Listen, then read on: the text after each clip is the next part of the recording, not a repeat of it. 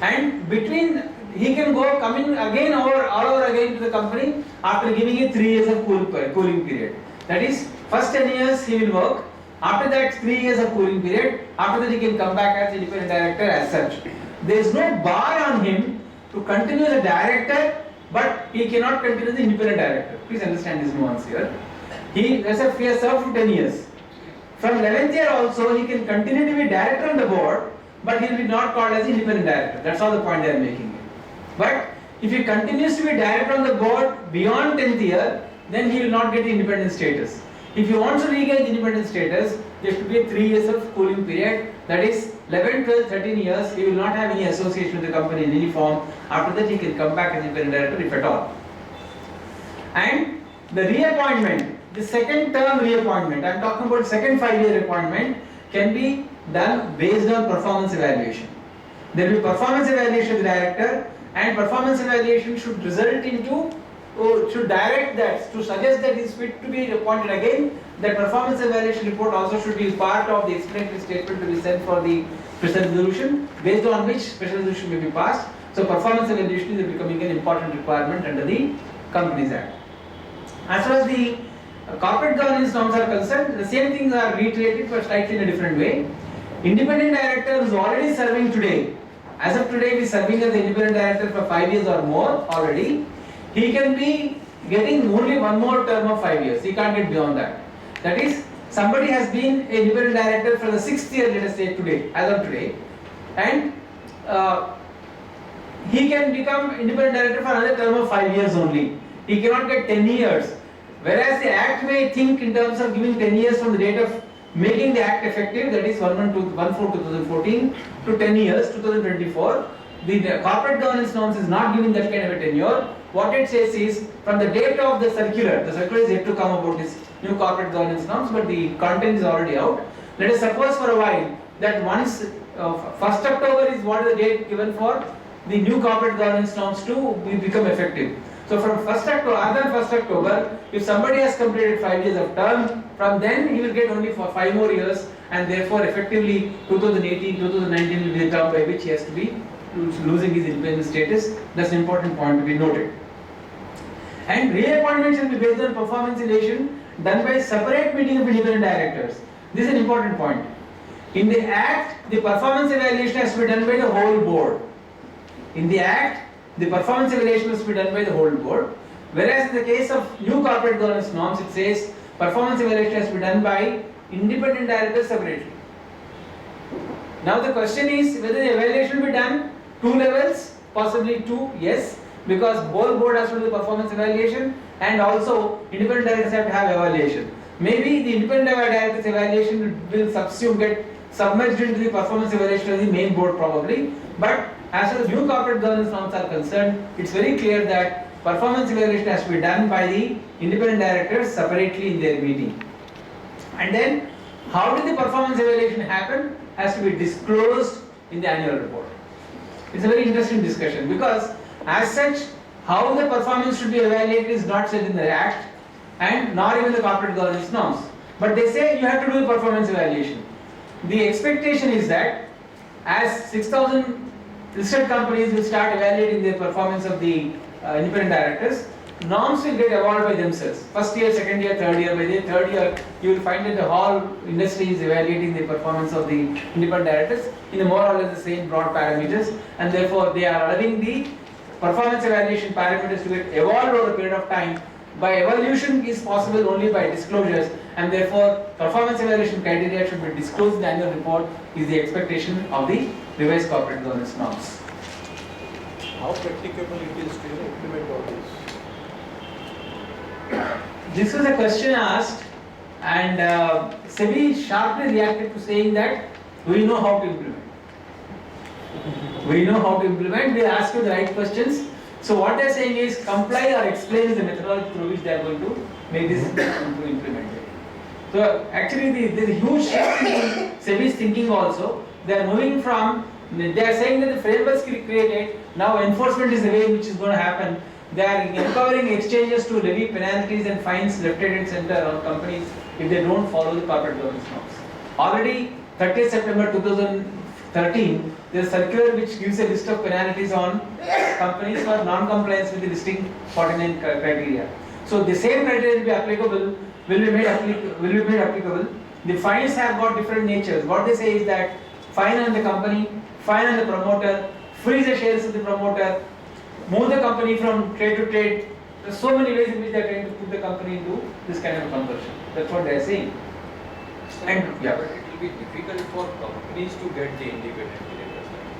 So nowadays, after so many liabilities and responsibilities, probably people may not like to act as independent directors. Yeah. So then, how do companies can comply with the requirement? The lawmakers' typical response, which we have heard in the meeting, over a public meeting like this, is that you have to find a way. They are saying they are going to set up a database. Database, you take somebody from the database. There will be database made available to you. Pick up somebody from that. That's what they are saying. It will be difficult. It's not easy. But if you put the performance evaluation on the public domain, you will also realize that that it will be a confession that no longer that person is independent. No, that's reason why it says performance evaluation of the independent director shall be done by independent directors only. Whereas the Act is not so imaginative. Act says that performance evaluation should be done. It limits the full board. Whereas in the case of corporate governance norm, they say independent directors shall evaluate the performance of independent directors. Therefore, independence is protected. That's how they have come to a point. And the criteria to be disclosed in the annual report. The number of directorships, again, there is a dichotomy between the Act and the corporate governance norm. Therefore, I brought this point up. As far as Section 165(1) is concerned, a person can be director in about 10 public limited companies. Whereas the corporate governance norm says that a person cannot be independent director of more than 7 listed companies. 10 is reduced to 7. This is an important point that we have to note. How did they arrive at 7? There is something called the Primary Market Advisory Committee of SEBI. They have done a lot of deliberation and then did some kind of a back of the envelope calculations, time taken for preparing for a particular company, etc. And they felt that a person can devote attention to not more than 7 listed companies if he is independent director, and therefore they have come to the conclusion of 7. 7 is a peculiar number. Normally we will find 5, 10 kind of numbers in the Act and rules. Usually, but these people have brought a number like 7 and not even 8. So 7. Something sacrosanct. There are 7 days in a week. In case a whole-time director serving in a listed company, independent directorship is not more than 3 listed companies. This again is a peculiar provision. I am not able to understand this very well. A person who is a whole-time director in some other company, he cannot be independent director of more than 3 listed companies. Usually, no company will take a whole-time director of another company as a independent director on the company. Usually it doesn't happen, but they have made a provision like that. One specific provision which I think I should discuss now here is that a person who is called as a nominee director is not an independent director. A person who is a nominee director is not an independent director. That again is a very clear-cut provision that they brought in. Director of private limited company. Yeah. Full-time director of private limited company. Can be. Whole-time director of a listed company, the law is very clear. Whole-time director of a listed company cannot be. Okay. If it's a private limited company, he can. He can. Now let us come to the question of Schedule 4. Schedule 4 in a way is a code of conduct kind of thing, it's like a terms of employment, more or less. So I have not brought all the points. You can read the Act by yourself. It's very easy. But I just brought the important points out. What should be the code for independent director? How should he behave in the board? First thing is ethical standards, objectivity, and devote sufficient time. 3 important requirements. He should upkeep ethical standards. I am surprised why the independent director is only responsible for ethical standards. All directors should be. Anyway, that's what the law says. And there should be objectivity in his thoughts and his behavior. And he should devote sufficient time. But there are very vague terms. What is devotion of sufficient time? How do anybody measure? We do not know. But the problem is, these are the words that will come into the performance evaluation sheet in some form or the other as we go forward in life. Therefore, devote sufficient time has got some implication to understand. Does it mean that he is to attend the office regularly? Not necessary. Not necessary. I mean, I don't think if you attend the office every day, it becomes whole-time director, no? It may be actually Second time is only that during the board time, that's all. before also for preparation for the board meeting. And there are some other obligations like training and all that. I'll come to that point. Refrain from actions that compromise independence. Very broad statement again. That is, he should not be doing any action that is compromise independence. That is, he should not ask for a job for his son in the job company probably. That would be one.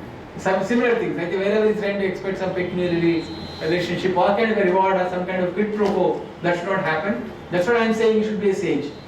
Help company implement best governance practices. It's like a Rajguru, you know, do this, don't do this kind of a thing.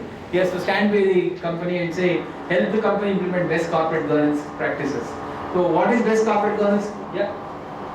What is best corporate governance practices, etc. is not given anywhere, but he has to help the company in that. What is his role and function? Independent judgment, objective evaluation of board performance. This is an important point again. As there is something called a group think. When you are sitting in the board of directors, you should not be pushed away from the other director's opinion as such. If you have an opinion on a particular matter, you should stick to the opinion, you should express the opinion, and you should be objective, you should be independent in your judgment, you should not be carried away by the opinions of the others. Maybe you will get convinced with the arguments of others, but it doesn't mean that 7 people are saying yes, therefore I should say yes. It should not be the way in which you should behave, and therefore independent judgment is one important point. And he should be participating in objective evaluation of board performance. Whenever board performance is being evaluated, he should objectively contribute to that. Scrutinize the performance of management and satisfy internal controls. Sorry for typo. Satisfy about internal controls and risk management. There is a specific responsibility of internal controls. I'll come to that a little later. But here it says that he should scrutinize the performance of management. This is a very important point. In the first point, he said objective evaluation of the board itself, whereas the second case is scrutinize the performance of the management itself. That is, when the information about the performance of the company comes in the form of board agenda in different forms, or in the audit committee agenda, or in either specific business committee agenda, he has to scrutinize the performance. Scrutiny, it's not study, it's not assessment, it's scrutiny. It's much deeper. He has to evaluate objectively, he has to study in depth about the performance, and maybe he has to satisfy himself that the internal controls and risk management are robust and very, very much in place. And then safeguard interest of all stakeholders and avoid conflict of interest, etc. Add in, sorry for the typo. Safeguard interest of all stakeholders and address issues of conflict of interest. This is another important role and function. Duties, here important. A sufficient time point comes over here. Undertake induction. He has to undertake induction program for himself. If he has been appointed as independent director in your company and he does not understand the business models of the new company, he shall devote the time to understand how the business works. He has to devote time, he has to induct himself into the company through a particular program, update his skills relevant to the company, knowledge, seek clarifications. This is important. He has to seek clarifications.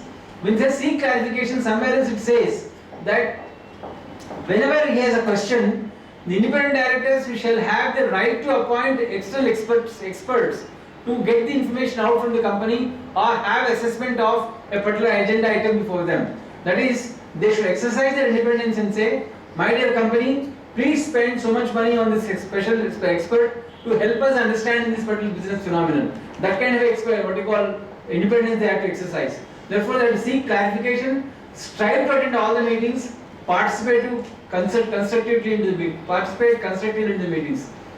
Participate constructively in the meetings has been read with one more word, not to intentionally obstruct proceedings. That is, you can only be sage, you can't be a blackmailer in the boardroom. That is, you can't keep on obstructing the business proceedings of the boardroom by obstructing it to the extent it can be a part of performance evaluation, whether it's constructively contributing to business meetings or is obstructing the board processes. And ensure board addresses all concerns and minutes are recorded accordingly. You can very broad words, Ensure board addresses all concerns. When you say a board addresses all concerns, an agenda item comes before the board, it is not that board should be carried away by what the management is presenting. They should be able to imagine concerns around. It's quite possible that the board management will present only the picture they would like to present before the board. But board has to exercise diligence, objectively use their expertise and skill and ask for unravel the areas which are not explored or say presented by the management. That's what is expected. Therefore, it's a very broad area here. Independent directors' responsibilities are far higher. This, I mean, if the courts start interpreting principles based in this particular code of conduct, possibly every independent director will get into the some kind of a court scrutiny as we move forward in life. Manner of appointment: every independent director will be appointed in an independent process through the nomination board. They should be approved by shareholders. A letter of appointment to be given. This is an important, interesting part. A letter of appointment is given to the independent directors, and that letter of appointment is to be shown to the shareholders. It should be a part of your disclosures, website disclosures, annual report disclosures, disclosures to the exchange. What are the terms and conditions on which an independent director has been appointed has to be made public, and that appointment letter will say remuneration given, do's and don'ts, etc. are terms and conditions are prescribed transparently. That is, the role and responsibilities of independent directors are very transparent and openly described to everybody. This is a part of the Act itself, therefore every company has to necessarily follow. And then reappointment is based on performance evaluation. Resignation removal, it can be removed only by ordinary resolution, and if there is a vacancy in the independent director's position within 180 days it has to be filled in. All the independent directors have to meet separately once a year. It's a mandatory requirement. Independent directors should have to have a separate meeting of their own where the whole-time directors or the shareholder directors do not participate, where they can freely discuss about various concerns about etc. This is a mandatory requirement of the code of conduct. And then the whole board should evaluate the performance of independent directors. This is a peculiar contradiction. Whereas the corporate governance norms given by SEBI says it should be done by independent directors separately, whereas the code of conduct says shall evaluate performance of independent directors. This is a dichotomy, but this is what we have to live with. Evaluation is an important requirement in the independent directors chapter. The separate meeting of independent directors, will it be a board meeting or it will be a separate? It is a separate committee kind of meeting. It will be a separate committee kind of meeting. Because there is no committee like committee of independent directors technically today. That is right. Neither you have an audit committee. It is not even a committee, it is a meeting without probably any agenda. In fact, we had in NSC we did a meeting like this. One, there is no representation of the executive, there is no agenda also for this. Because if you are trying to say agenda, you are conditioning the mind of the independent directors.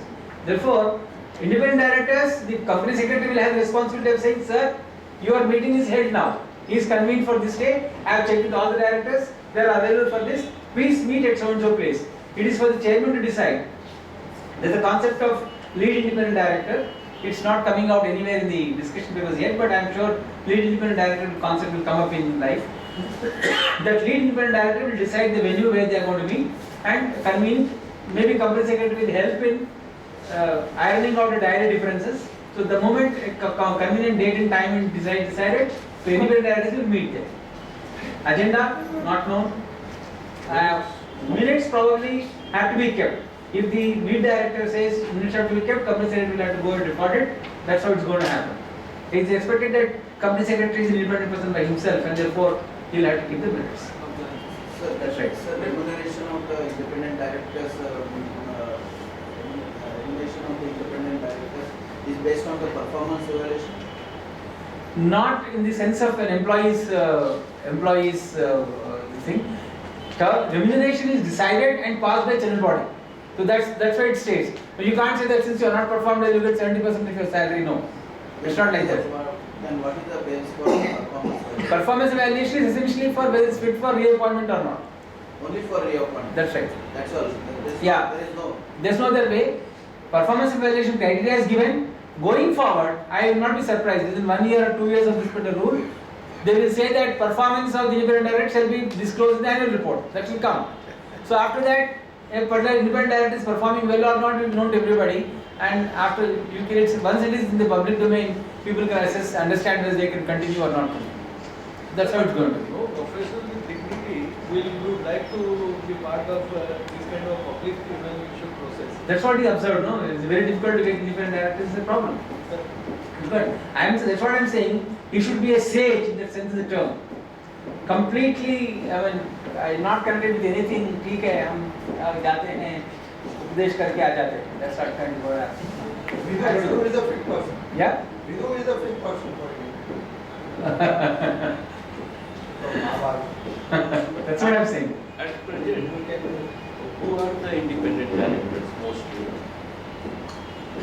If you are talking at present, people who are known to the promoters are independent directors. To be very blunt. I mean, usually what they are doing is they are taking experts in some areas like audit, accounts law, or subject matter experts particularly relevant to the industry. They are taken as independent directors and taken on the board. There is one article by I think Sucheta Dalal, some 10 years old. She says that people who can add glamour to the board are independent directors today. They are nice, not obstructive, no question, good names to have. This kind of people are independent directors today. What I have seen in the newspaper, Yeah. mostly they are retired chairman of some public limited, public bank, public sector bank, like that. They are independent directors. That's right. So there is a purpose for which they have taken. Their first thing is, if they have retired in such high positions, they have got some expertise. Let's not question that at all. And then they have reached the status, therefore they must be having fairly good integrity too, probably. Okay. Third point is that they are able to be good survivors. That is, they are able to survive under all conditions. They are nice people. They can give advice. They don't mind if the advice is not taken. Number of such people are there. Why there is shortage? Number of such people are available. Why there is shortage? I think the actual dilemma with a promoter is, can you bring an unknown figure and make him sit in the board meeting as such? It's very difficult. Because we discuss so many things, we don't know the person, where is he going to talk, what is he going to talk, how much of boardroom secrets will go out of the room, we are going to share the business models, we are going to share profit and loss, projections and project details. If they are all given to an unknown person, if you have no control on him, we don't know how he is going to behave. He should be a person with integrity, but disclosure, I always speak truth and therefore I speak the truth of this company everywhere, wherever in the public forum. Is it right? There should be some discretion and probity. We don't know. That's the reason why promoters select people who are at least able to keep the confidentiality in the board meetings.